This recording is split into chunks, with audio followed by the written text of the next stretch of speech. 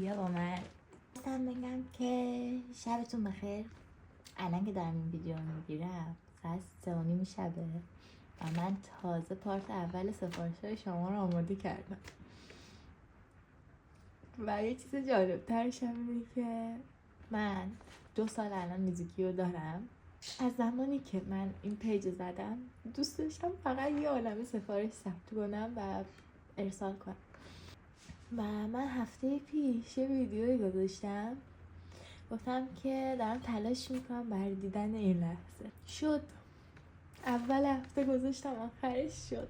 بعد 2 سال شد کردیم و سفارشاتون رو به من سپردیم.